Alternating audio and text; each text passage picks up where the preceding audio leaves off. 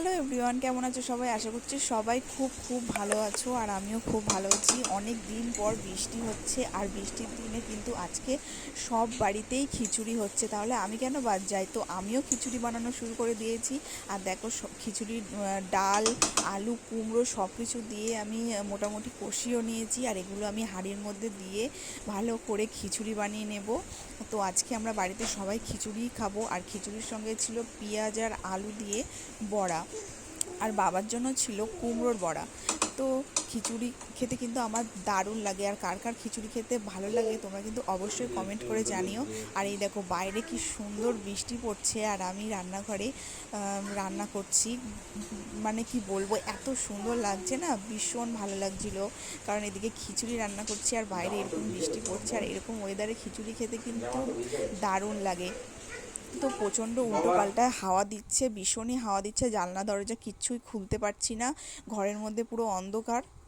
আর এইদিকে দেখো, বর কালকে অফিসের ওখানে একটা নারকোল গাছ রয়েছে, আর সেখান থেকে দুটো নারকোল পড়েছে, আর সেই দুটো নারকোল কিন্তু বর ব্যাগের মধ্যে করে নিয়ে চলে এসছে। আর এখন কেটে দেখছে যে আদৌ এগুলো ভালো আছে কিনা, কারণ ভেতরে একদমই জল নড়ছে না। তো তাও আমি বললাম, দেখো বেশি দিন রেখে দিলে হয়তো নষ্ট হয়ে যাবে, হয়তো ভালো হতে পারে। আর যদি ভালো হয় তাহলে ভাবছিলাম যে সন্ধেবেলায় নারকোলটা দিয়ে কিছু একটা বানানো যাবে, কারণ ওয়েদারটা খুবই ভালো আছে। গরমের মধ্যে তো নারকোল জাতীয় কোনো কিছু বানিয়ে খাওয়া যায় না, ওই জন্য ভাবছিলাম যে কোনো পিঠে পিঠে কিছু একটা বানাবো।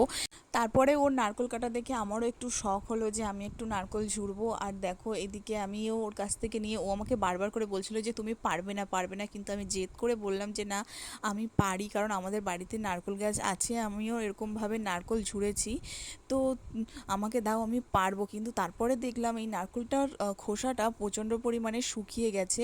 আমি একদমই প্রেশার দিতে পারছিলাম না, একদমই আমার গায়ে অতটা জোরও নেই, আমি বসাতেই পারছিলাম না দাটা। তো একটুখানি জাস্ট করেছি, তারপরে আমি আর পারছিলাম না বলে আবার। আর জানো তো, আমার কিন্তু কাঁচা নারকোল খেতে ভীষণ ভালো লাগে, আর নারকোল দিয়ে যে কোনো জিনিস বানালে আমার কিন্তু দারুণ লাগে।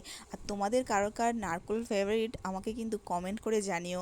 তারপরে দেখো, আমি বুঝেই গেলাম যে এই নারকোল আমার দ্বারাই কখনোই সম্ভব না। তারপর বরকে দিয়ে দিলাম, আর বরই দেখো পুরো দুটো নারকোল ও ছাড়িয়েছে। আর ও যখন ছাড়াচ্ছে তখন মনে হচ্ছে কত ইজিলি ছাড়াচ্ছে, এটা তো কোনো ব্যাপারই না, কিন্তু করার সময় আমি বুঝতে পেরেছিলাম যে এটা কতটা শক্ত। তারপরে দেখো, এত কষ্ট করে দুটো নারকোল ছাড়ানোর পরে দেখা যাচ্ছে নারকোল দুটো একেবারে খারাপ হয়ে গেছে, একদম জল শুকিয়ে গেছে, ওর মধ্যে কোনো জল নেই। আর দেখো, নারকেলের মালার থেকে পুরো শুকিয়ে ছাড়িয়ে গেছে। তো এটা দিয়ে আমি আর কিছু করতে পারবো না, কারণ একেবারে শুকিয়ে খটখটাই হয়ে গেছে। তো যাই হোক, কপাল খারাপ হলে আর কী করা যাবে। তো যাই হোক, আমরা খেতেও বসে পড়েছি, মানে আমাদের সবার খাওয়া হয়ে গেছে, আর আমিও খাচ্ছি। আজকে খিচুড়িটা খুবই ভালো হয়েছিল। তো আজকের এই ছোট্ট ভিডিওটা তোমাদের কেমন লাগলো অবশ্যই কমেন্ট করে জানিও। টাটা।